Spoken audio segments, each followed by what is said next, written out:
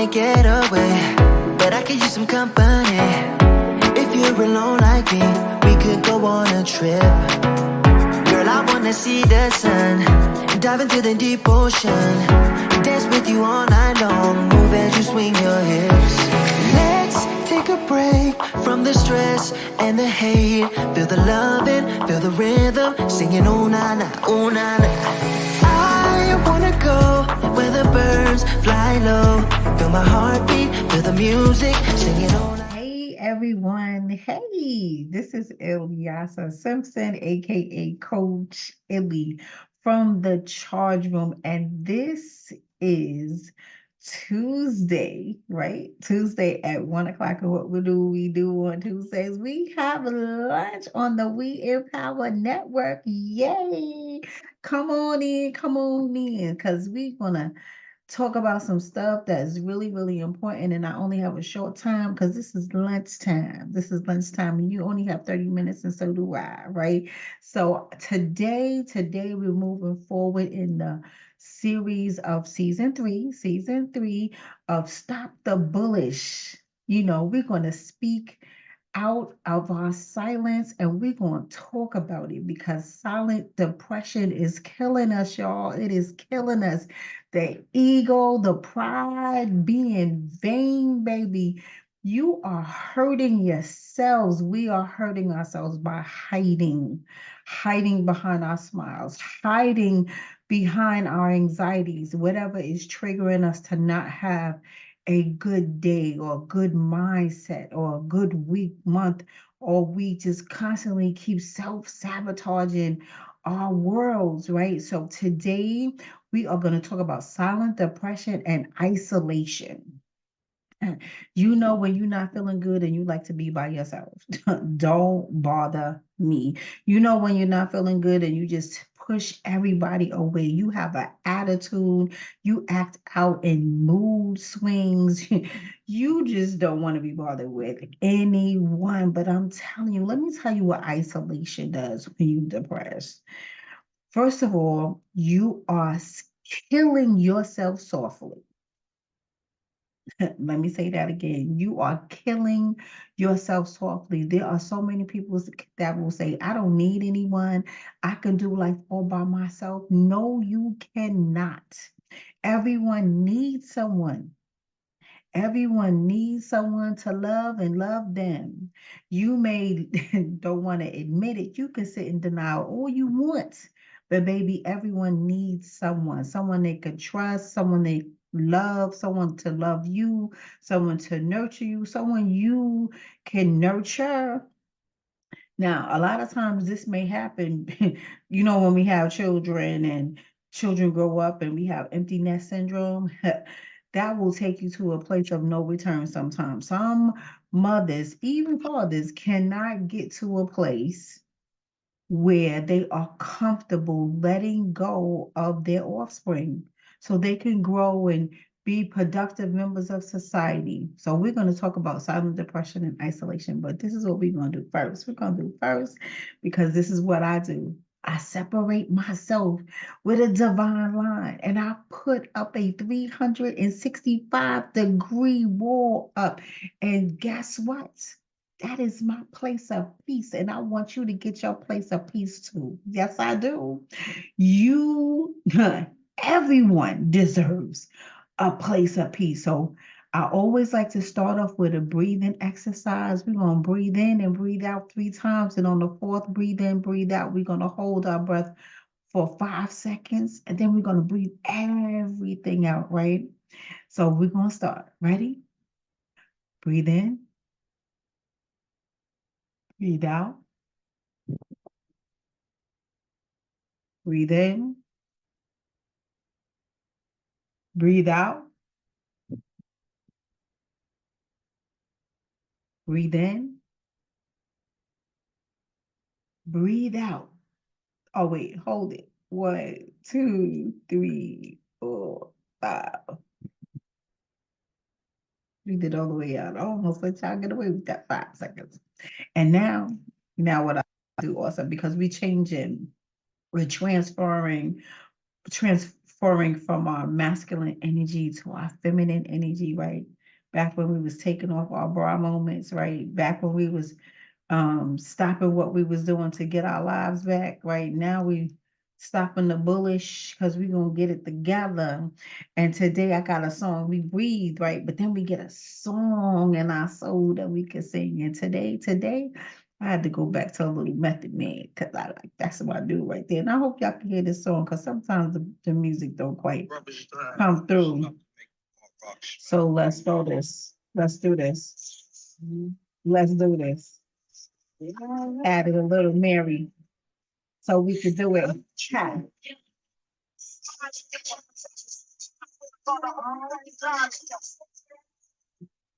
All I need, you are all I need to get by, but God is all we need to get by, right?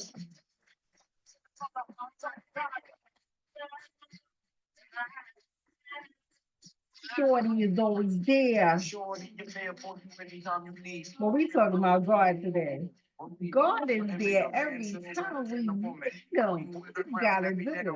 Think about it. We're going to pull on him. We going for him. We're gonna abide in him and we gonna praise him in his name. Come on.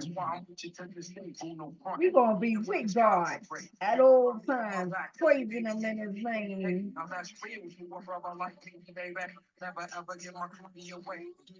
Alright, right?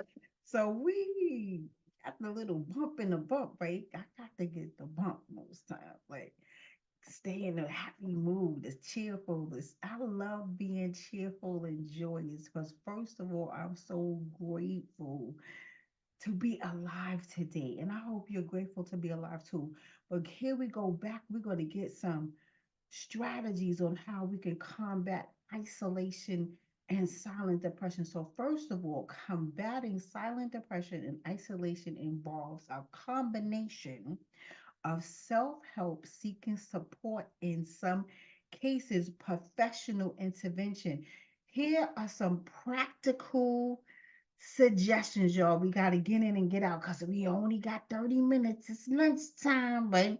So we're going to acknowledge and accept our feelings first. A lot of people are in denial, and you don't want to acknowledge or accept your feelings. You gotta be brutally honest, ladies and gentlemen. You gotta be brutally honest. Recognize and accept that you are experiencing silent depression. Your smile, it's not a smile, but it's really a frown. Remember Smokey Robinson, the tears of a clown, a tears of a frown, right? When there's no one around, right? I messed that song a little, y'all, but you get my drift. So anyway, recognize and acknowledge that you are experiencing some depression and isolation. You want to stay away from people. You want people to stay away from you. Okay, understanding your emotions is the first step to addressing your issue. So I need you to talk to somebody. I need you to reach out, crawl, reach out from underneath that rock and talk to somebody, whether it be a friend, a family member, a trusted person to share your feelings with, share your emotions with, share what you've been challenging in your mind and in your heart. Right? I need you to find some type of a relief with expressing yourself verbally with someone that can understand you, not Shay Shay and Momo around the corner that have no idea what you're talking about, not JJ and Bobo that have no idea what you're talking about. Talk to somebody that has a little bit of better of interests, I should say. You have more interests that are similar alike, your lifestyles and or where you aspire to be, somebody you admire, someone, even if you never spoke to that person before, you can start off always asking a question like, how did you get to where you are right now? Do you ever have feelings of sadness or, did anyone make you unhappy? Ask them that questions. I promise you they will be glad to share their story. Because when you are at a level of peace and healing, sharing your story is the least you could do. It's the least you could do. So, and if that doesn't work, seek some professional help. There are numbers you can call to consult somebody in the mental health profession, such as a therapist, a counselor, a psychiatrist, or even a Christian counselor. They can offer you a space a safe space to explore all your emotions and then guide you with coping strategies to get through that thing, to help you walk through everything that you are feeling that you're challenged with or that you're scared to talk about, embarrassed to talk about. You gotta build a support network. I know you won't want to talk to nobody right now, but you must build a supportive network to make you accountable for every time you trip and fall backwards. Every time you want to run to that corner in the dark and put everything over your head. Every time you want to just sit in the space and sit still and cry. You need somebody to make you accountable to come back on out. Start opening up your mouth, talking to somebody. Cultivate real relationships with real people who understand you, who support you. Because what we do a lot of times, we talk to the wrong folk. We talk to the wrong folk that give us wrong advice, wrong information, misinformation. They don't know what they talking about. And then this is the part too, the people that guide you wrong on purpose because they like that you in this messed up state. They don't want to see you win. So they're going to act like they're your friend. They're going to smile in your face and they're going to direct you down the wrong road. Okay. I need you to make this choice. Make this choice to speak to the right people, to make the right decision, to better your life. Like-minded individuals that you want to be like. There was a statement that somebody would say, if you are the smartest person in the room, if you're the smartest person in the room, it's time for you to get out that room and go to the room to be the dumbest person in the room so you can work your way to be smarter, the smartest person in the room again. A lot of times we don't like to shift and move, y'all. We don't like to shift and move because we don't like change because when we outgrow people sometimes and they keep us in that same box, we get stagnant. We get stagnant, and that also brings on a set of depression because they not where you want to be. Y'all don't have the same goals. Y'all are not like-minded. One day y'all did. There was a time that y'all were like-minded, but there's a place that you grew and they didn't. So it's time for you to shift and move, and you may not like change, but baby, you better get out that room so you could change. So build a supportive network with like-minded people. I also need you to engage in social activities. Force yourself, and I'm saying that word again, force yourself to engage in social activities, even if it seems challenging at first. And if at first you don't succeed, try again. Attend gatherings, attend events, attend virtual meetups. Connect with other people so you can stop being isolated in that damn corner. Establish a routine. And I put this in my workbook. Imagine what you could do in 90 days. It is on Amazon. It's a workbook that helps you develop a routine. Get a routine, y'all. You got to get a routine that includes regular activities, regular exercise, and practicing self-care all at the same time. I'm strong with self-care. You have to break the habit of isolating yourself, the cycles of isolation. You have to break those barriers, break those walls, break those cycles, establish a structured routine that can add stability in your life instead of breaking yourself down. Set small goals. Now, what we do sometimes, we do not set realistic goals. You are setting goals that are too large for your situation. We have to sometimes work in a space where we are mindful of this is what we're going to do right now. We jump ahead and say, okay, we're going to do this triple time. And then when we fail and fall off or fall down, fall backwards, we get angry at ourselves. We don't reconnect as fast as we should to get back up on the bike and ride it. You get mad and throw the bike down and go sit on the corner with a temper tantrum. We can't do that. We can't afford to do that. We can't afford to do that because when you don't set the smaller goals, you um, have a problem understanding that your mind boost is not happening, right? So if you choose the shorter term goal or the smaller goal, you can provide yourself with a continual small amount of sense of accomplishments where it'll boost your ego, it'll boost your self-esteem, and it'll boost your mood and positivity, not negativity. And you can see your growth with the shorter term goal. Okay. Establish, or I should say, explore new hobbies. If you have all this, a lot of people don't even have hobbies. Let me start there. Find a hobby, find something you like, something you play with. Like I always say, create a bucket list and then add a wish list to it.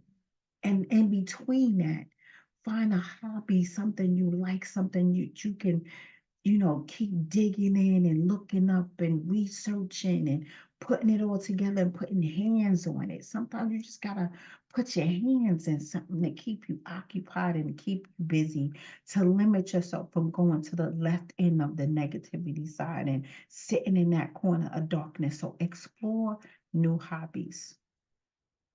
Limit negative influences. Gossip is one of them.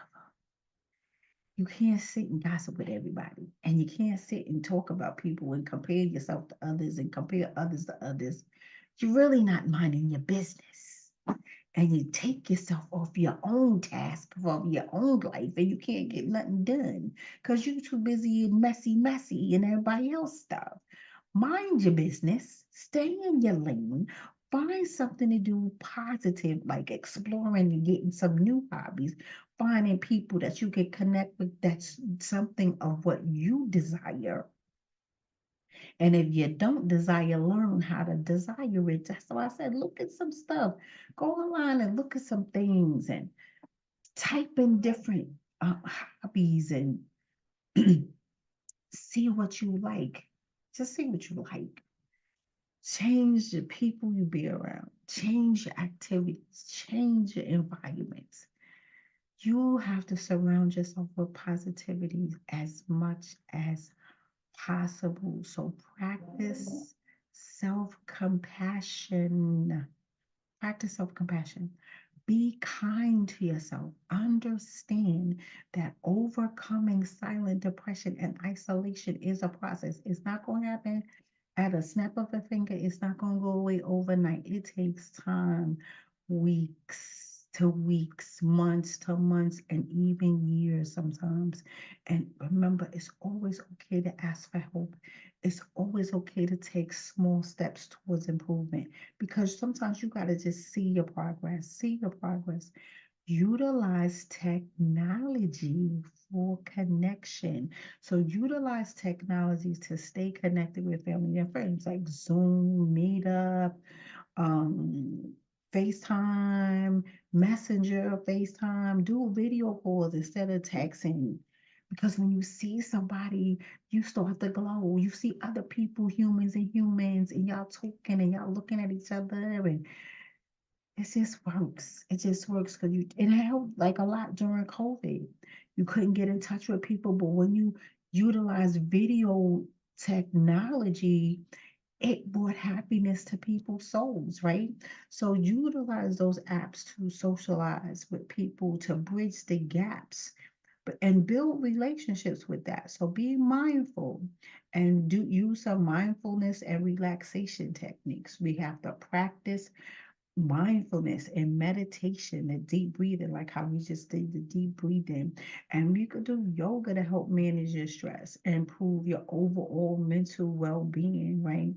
And it helps your physical too. And remember, what's in your mind affects your body emotionally and physically. Okay. Limit yourself to social media. Because social media got a whole bunch of messy, messy, messy, but it also has a lot of positiveness and positivity and history, great news. You learn a lot of things on social platforms, and then they always have meetups of different types of groups that you may like. Say, like I liked urban farming. I like urban farming, so I'm connected to urban farming groups. So I learn from other people all around the world on how to be an urban farmer. So again, find a hobby. That's my hobby. I love growing my own food. So consider medication. Consider medication. Some people are in the Black people area, they are against it. First of all, they don't think mental health is a problem. It's a problem. In my field of study, people who tell other people they don't need medication when they have a diagnosis makes my job harder. When you are diagnosed with a mental illness, you need to take your medication because when you don't, you decompensate. Decompensation can lift you into a world of darkness that may not get you out. And the ultimate result is death. Someone just called me today. They were mentally ill, they decompensated, and they jumped in front of a car and died.